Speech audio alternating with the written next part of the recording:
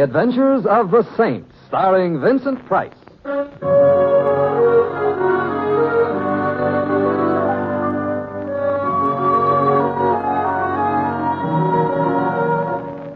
The Saint, based on characters created by Leslie Charteris and known to millions from books, magazines, and motion pictures. The Robin Hood of modern crime now comes transcribed to radio, starring Hollywood's brilliant and talented actor Vincent Price as the Saint. All right, I'm coming. Wait until I put my head on, can't you? You? Well, this is an unexpected displeasure. I gotta talk to you, Saint, quick. Let me in. All right, Blanco. But I'm surprised at you. 4 o'clock in the morning is no time for a man in your profession to pay social calls. Like I say, I gotta talk, and you gotta listen. I'm listening. They got a job gonna be pulled tomorrow. Today, I mean. It's a big deal, Saint. Big deal. Oh, I'm glad. I'd hate to think you'd retired from crime, Blanco. It would throw so many deserving policemen out of work. It's a dirty deal. Filthy. Sounds like something right up your alley. Not this kind of thing, Saint. This is one line I draw. And it's a straight line, you hear? Yes, I hear. Before I know what the score is, before I know who they're going to use it on, I rig it. The best job of its kind I ever do. It's going to work. And he ain't going to leave a trace. Yeah, I should never have had that spumoni right after a lobster dinner. Blanco, do you think if I get up and take some bicarb, you and the rest of this dream will go away? Listen to me. I can't go to the cops. You're the only one. You gotta stop it, Saint. You gotta. I gotta? Yeah, you gotta. And you only got till noon. Blanco, at the rate you're painting this picture, it's going to be at least noon before I know what it's all about. It's about murder. Oh, well, let's get down to personalities. Who is going to be murdered by whom? Why and how? Let's have the name of the potential victim as an appetizer, huh? We'll get down to the main course later. That calls for a kind of complicated answer. It was kind of a complicated question. But do your best. Neatness counts. You remember Frank Kane? Of the Chicago Canes? Of course. Who could ever forget the inventor of the game of encase your friends in a barrel of cement and dump them in the river? Yeah, you'll remember. Yeah, I also remember that when the federal men were just about to catch up with him in Central America a few years ago, he was discourteous enough to die a natural death. Yeah. Somebody died in Central America 3 years ago. Not Frank Kane? There are places where a buck here and a buck there can get any moniker you want on a death certificate. And Kane had plenty of bucks. And getting the corpse to planting that same moniker is easy. So Frank Kane's still alive? Yeah, he's alive. But that ain't all. He used to... Wait. You hear something? What sort of something? Someone move in the hall. Pour yourself some brandy and try and get your nerves back into waltz time, eh, Blanco? Now, look, what about Frank Kane? You sure you didn't hear something? Hey, the lights. Oh, turn off there. Down, get down. Blanco. So, don't worry about me. The girl. Don't let them kill her. Who, Blanco? Who? She on way to party. The car, Saint. The car. Don't let it. So...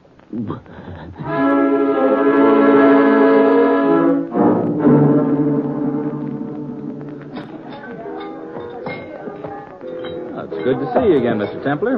And here I've been thinking you'd given up after I was drinking. Yeah, I just about have. And it's a pity because I like this bar of yours, Morgan. Why don't you make an honest saloon out of it and open up during legal hours? My customers would never stand for it. No? My customers all learned to drink during Prohibition. In speakeasies. The way they look at it, a drink just doesn't have any kick in it if it's legal. Yeah, and this is the part of the lost generation that's still lost, eh? Would you like the table? Just some information. Yes? About a year ago, when I was one of your regular patrons, a lady used to frequent this place. A lady in this place? Her name was Violet, and so was the color of her hair. She used to sit at a table around the bend there and make tender speeches to a bottle of scotch. Do you remember Violet? Indeed I do. Where can I find her? At a table around the bend there, making tender speeches to a bottle of scotch. I should have known. There was a love that was fated to last. Thanks, Morgan. You're welcome, Mr. Templer. Hello, Violet. Go away. Oh, now that's no way to treat an old friend. Old friend? You're no old friend. Don't have friends. Go away. You mean you've forgotten me? What's your name? It's an old Scotch name, 8 years old. Sit down, friend. Thank you. Hey, waiter. Yes, sir? The usual for the lady, doubled, hmm? Coming right up, sir. Sit down again, friend. Thanks. No. Look, speaking of friends, whatever became of Louis Blanco? Blanca? Mm-hmm. You friend of Blanca? A former friend. What do you want for? You cop? No. I have some money for him. Money? You owe money? What for? Well, he did a job for me. Job? Or about? I'd like to pay him before he gets the wrong idea. Where does he hang out? You don't know? What? About the job he got, the garage. What garage? Central Garage, 55th Street. Oh, yes, of course. Here you are, sir. My old friend. Violet, look, tell me something. You know I like you. Yeah, I like you, Violet. But tell me, why does a fellow like Blanco hang around a garage? You don't know? No. You're no friend of Blanco. You're a cop. You're pumping me for him. Let's have a drink. Yeah, let's. How's Frank these days? Frank? If you know Blanco, you certainly must know Frank. Blanco used to work for him in the old days. Frank Kane, remember? How do you torture me like this? You know Frank's dead. You sure? Sure. I ought to know whether or not I'm a widow. Why do you think I drink like this? Why do you think... Oh, look, Go sorry. away, go away.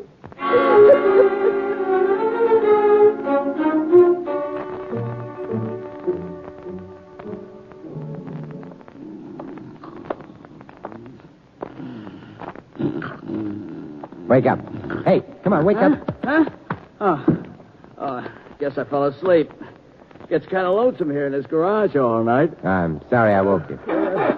That's okay, mister. You bringing a car in? No. Taking one out? I just want to talk. You woke me up just to talk to me? Hey, you said you were lonesome. What do you know about a man named Blanco? Blanco. Customer? I thought perhaps he worked here. Nobody by that name here, mister. You sure? Sure, I'm sure. There's four of us working here. Me, Ed Williams, Pulaski, and that new guy, Stevens. We take turns working nights. Tonight was my turn. The new man, Stevens, what does he look like? Look, pal, why don't you give a guy a break? Huh?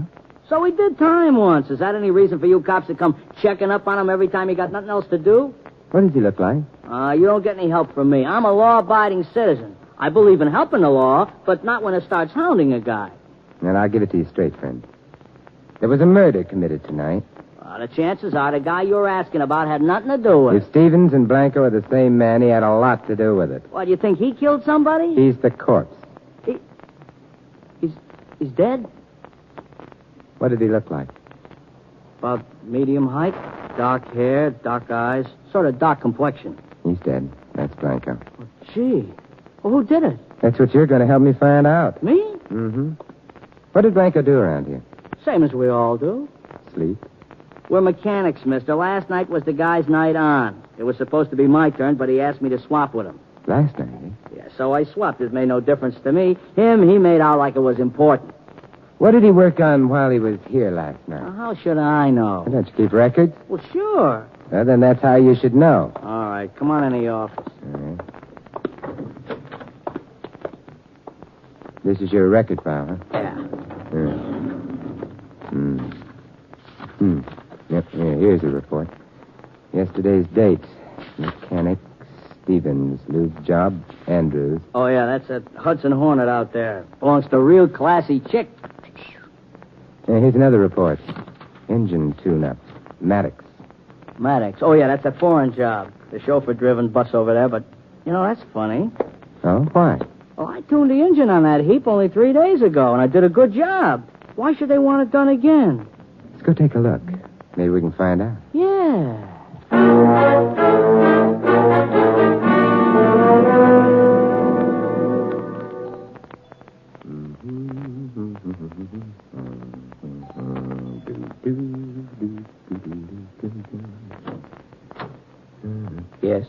Oh, my name is Templar. I'd like to see Miss Maddox, please. Miss Maddox? Mm-hmm. Miss Virginia Maddox? Yes, please. Well, forgive me for being inquisitive, sir, but it isn't quite 8 o'clock yet.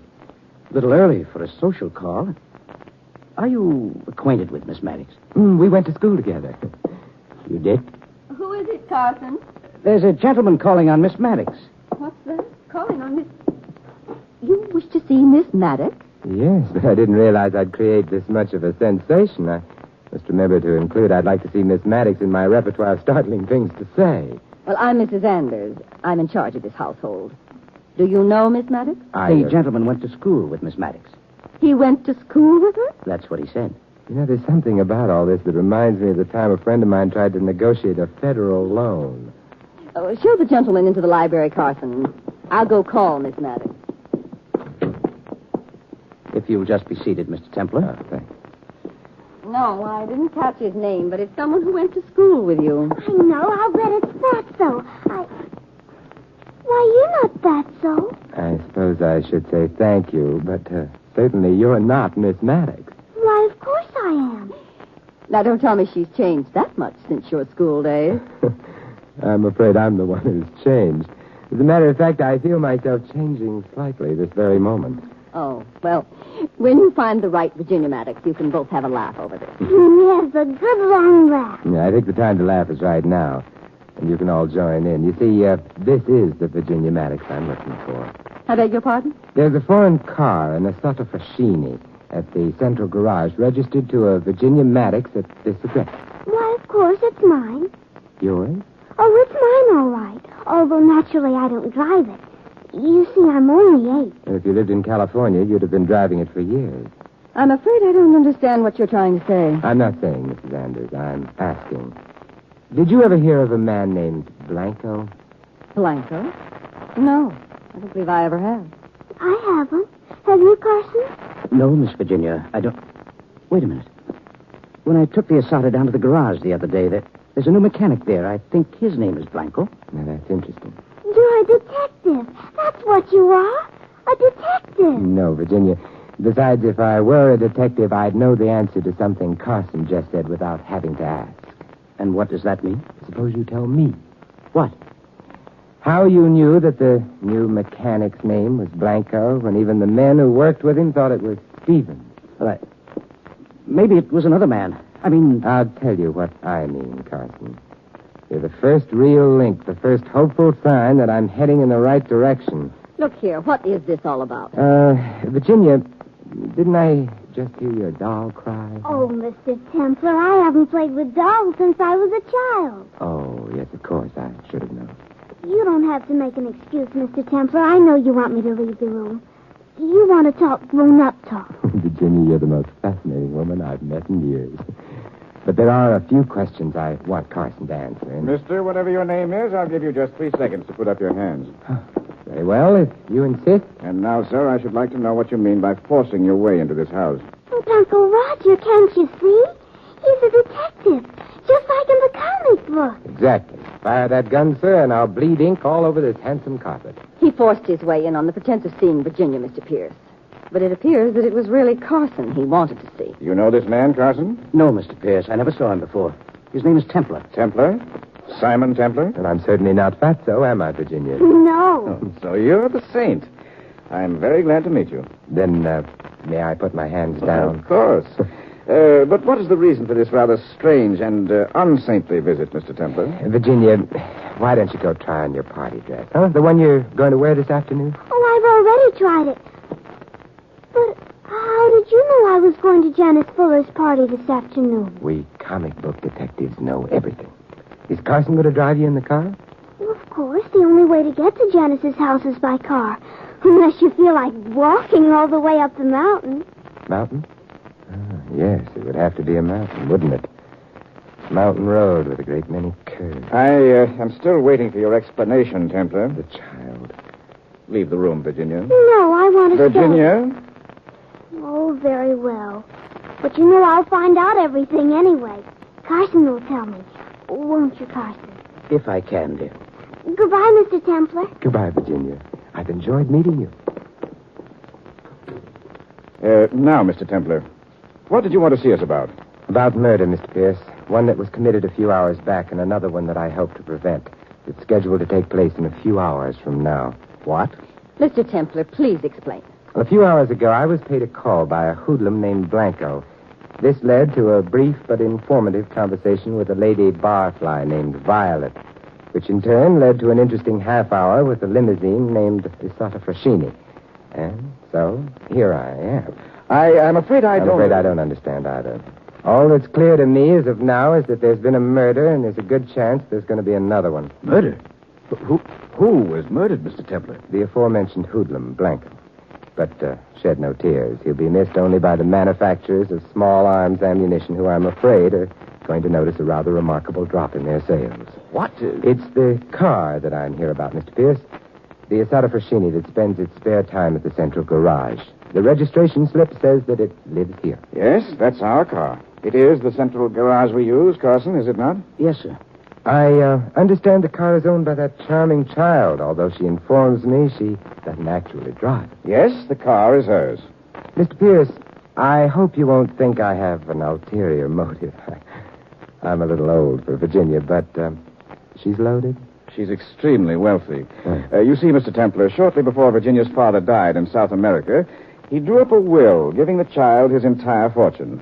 I was designated her guardian until she comes of age. Oh, then you're not really her uncle. I'm an uncle in name only. Oh, I see. Tell me something. Where in South America did the child's father die? In Honduras. That's Central America. Oh, is it? Why, I do believe it is. Why do you ask, Mr. Templar? I wasn't really asking. I was shooting in the dark. What? When I return to this house in an hour or two, Mr. Pierce, we must all have another delightful talk.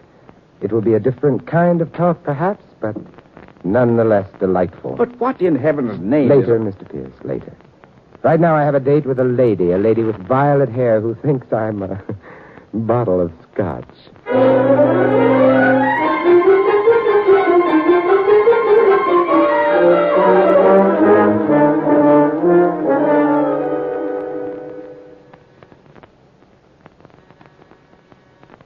Yes, who is it? Package.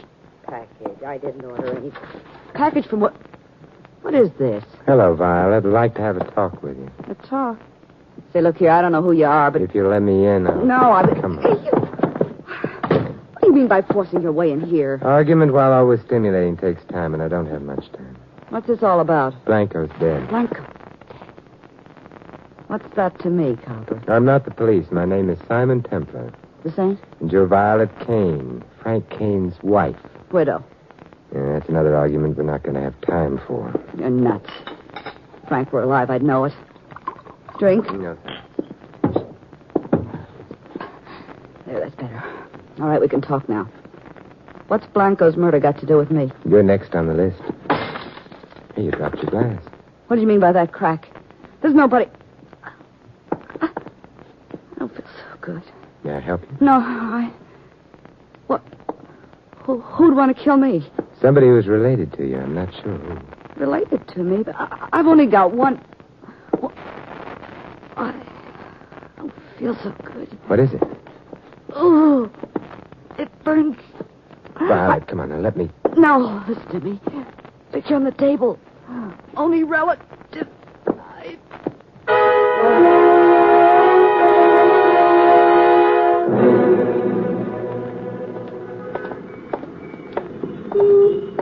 Hello there, Morgan. Oh. Why, it's Mr. Templar.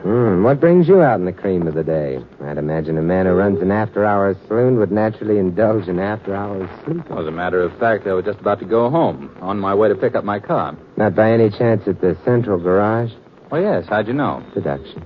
That's incredible. Not too incredible. It's easy enough to deduce that a man would keep his car in a garage that he happens to be the owner of. Oh, so you know that, too. There isn't very much you miss, is there, Mr. Templar? Murder has a way of sharpening one's senses. Murder? Man named Blanco.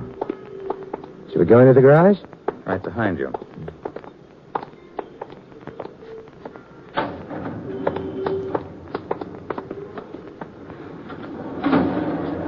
You, said his name was Blanco? Yeah. And just now, Violet Kane. Violet dead? But how? Someone evidently thought her whiskey would have a bigger kick with a pinch of poison in the bottle.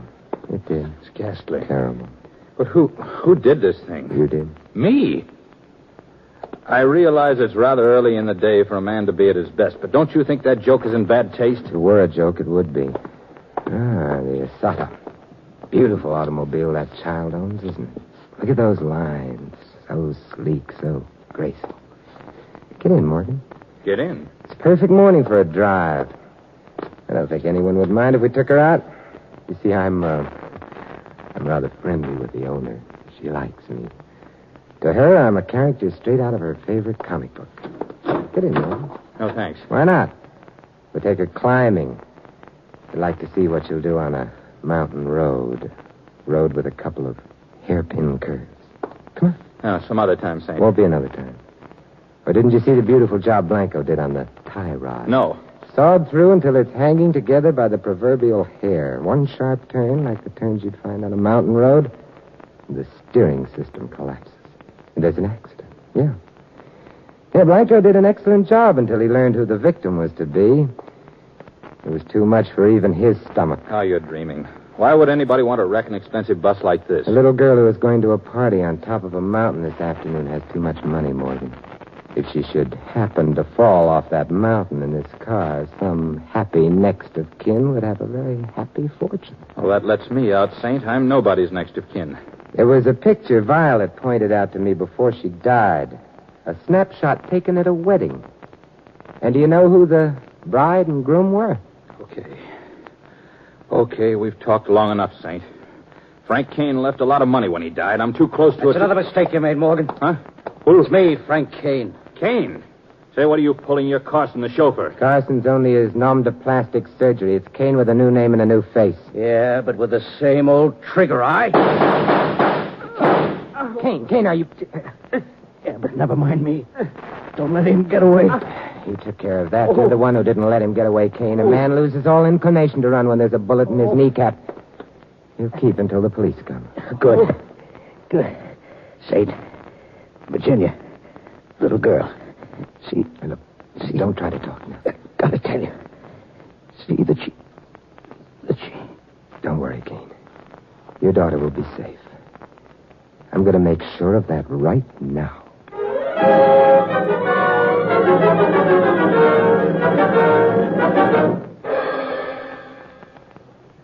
It's beyond belief, Mr. Templar. What sort of fiend could even dream of harming that child? It was a team of fiends, Mr. Pierce. And one of the fiends has just given up his membership in the inhuman race. There were two of them? Yes, Miss Anders, two of them. Morgan and someone else. Someone who would be Virginia's only surviving relative once Violet Kane, the child's mother, had been erased from the picture. The only surviving relative and inheritor of the child's fortune. But we know of no relatives, do we, Roger? There was only Frank Kane, her father, but legally, at least, he was dead. Now he's dead in fact as well. But there is another relative. I'm amazed that you don't know. Who? Violet pointed to a wedding picture as she was dying. It was your wedding picture, Mrs. Anders. You were the bride. Morgan was the groom. Yes. I was married to Morgan once. But surely that doesn't mean that I... Look here, Templar, this is preposterous. It would be even more preposterous if Violet hadn't had a sentimental nature. What do you mean? The snapshot. She wrote the names of each member of the wedding party on the snapshot. The names? Mm-hmm. She had your name written. Rose, isn't it? And what makes the photograph really interesting is the man standing next to the groom. It was you, Mr. Pierce. Of course it was me. Is it a crime to attend a wedding or have one's name written on a picture? No, but in this case it solves a crime. Because, Mr. Pierce, under your picture, Violet affectionately wrote, "My dear brother, Roger." What, you... Don't bother. I'm sure I've been called it before. Come on, brother. We're going visiting. There's a new district attorney downtown who's dying to make himself a reputation.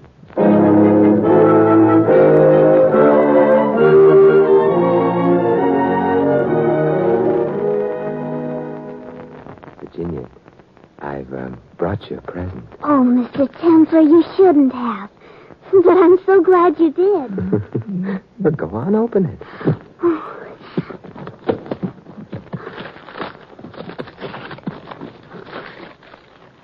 Oh. did tell me once that you hadn't played with dolls since you were a child, but... Mr. Templar, I'll tell you a secret. What, Virginia? I just said that to be sophisticated. Something tells me that a certain young man named Fatso is going to be trimmed right down to your size.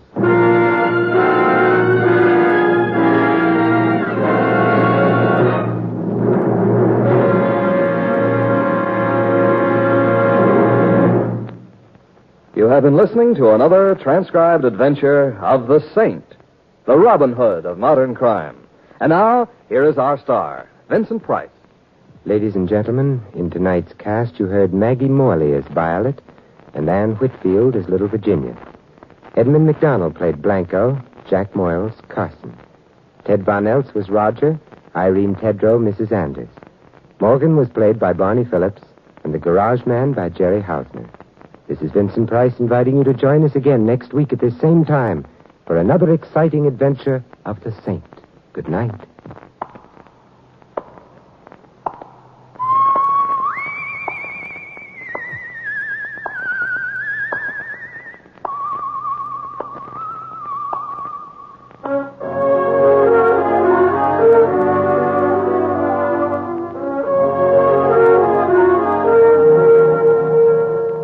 This adventure of the Saint was written by Michael Cramoy. The Saint, based on characters created by Leslie Charteris, is a James L. Safier production and is directed by Helen Mack. Vincent Price is soon to be seen co-starring in RKO's production of His Kind of Woman. And all you Saint fans will be glad to know that the Saint comic books are on sale at all newsstands. This is Don Stanley speaking.